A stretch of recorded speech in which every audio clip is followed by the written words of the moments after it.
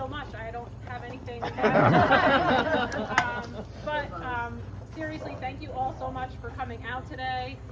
Thank you to the Northern Dutchess Dems for organizing this, and to Robin and Kevin for hosting us. This is great, and I really appreciate it. It's so great to see so many people I know, and so many people that I'm just meeting for the first time today. That's been one of the greatest parts of this campaign, just getting to know so many different people throughout the county. As Anthony mentioned, I'm a lifelong resident of Dutchess County. I started my legal career as a prosecutor. I worked over in Orange County for a little over 3 years. I prosecuted hundreds of cases, tried cases as a prosecutor. I also was in private practice for a period of time, and I've been at the Public Defender's Office in Poughkeepsie since 2013. A couple of my colleagues are here today, Eric and Beth, and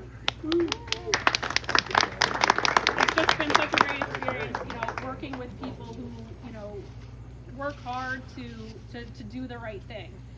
As a prosecutor, you really focus on public safety and accountability. As a defense attorney, you focus on due process and ensuring that an individual's constitutional rights have been upheld. And it's important, from my perspective, to have done the job from both sides and to approach cases from both of those very different perspectives. And the judge's responsibility, the judge's role, the judge's job is to balance those interests when making a decision. And if you've never done the job from the defense side, you're seriously lacking in that perspective. As a public defender, I work with clients who are accused of crimes, who are going through the toughest time in their life. And the job has taught me a tremendous amount of empathy and perspective. People I represent have done bad things, but I get to know them on a personal level, and everyone is more than the worst thing that they've ever done. And I get to know clients, I get to know, what sort of trauma has happened in their life that has triggered a mental illness, trauma that has triggered addiction, abuse that people have incurred, whether it be childhood abuse or domestic violence, or as Tommy knows, any of the issues that our veterans face. I work with these types of people and get to know them and get to know their families. And I think as a judge, it's a vitally important perspective to have. My opponent is saying in his campaign ads that when he sentences someone, he channels the voice of the community. And I've been thinking about it, because I don't disagree with that statement. I mean, that is your job as a judge. You have to be, sometimes you have to be punitive.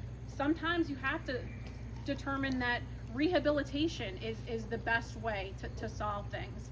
And as I'm thinking about it and trying to counter it in my own mind, my opponent and I do have similar backgrounds in a lot of ways. Both Irish Catholic, both grew up locally, both involved in criminal law for their entire careers. But I think the difference, one of the differences, is when he says he's channeling the voice of the community, his definition or version of community is much narrower than mine. I've been a public defender I've had the city of Poughkeepsie court for a long time. I was assigned to that court. And I really represented, all public defender clients are indigent, but I've really gotten to know the more marginalized members of the community.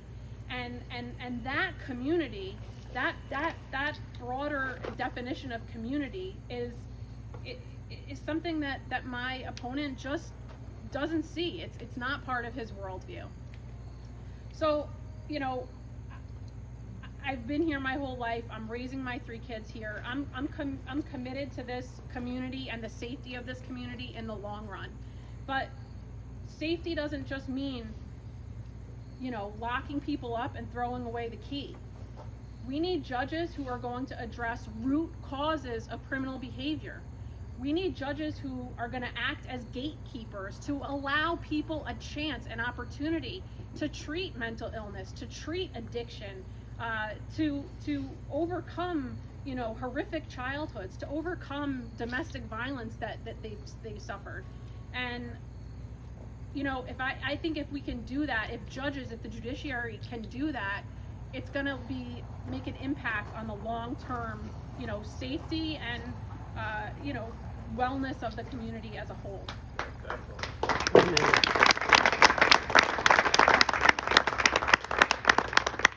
So as I was driving here today, I was thinking that there's only about 30 days left until Election Day. And there's been periods in my life that have really tested my mental toughness and, you know, grit and all that sort of stuff. And one of them was studying for the bar, as any lawyer knows. Another one was training for a marathon. And this, by far, the past 9 months has really tested my, you know, toughness and grit. But what's really keeping me going is people like you who are here and supporting me, and I'm not going to let you down. I'm going to fight as hard as I can and win this seat. So I appreciate your support, and thank you so much. Enjoy some Bloody Marys.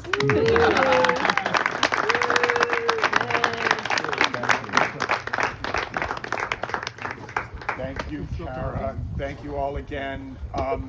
Please remember that qualifications alone do not win elections. We are going to need to support Kara financially.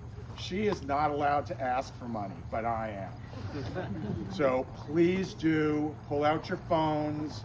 There are QR codes around. Aim your camera at that. Please donate whatever you can. Who do we make the check to, Anthony? That's an excellent question. Who do we make the check to? Thank you. It's on that piece of paper there. So make out your checks.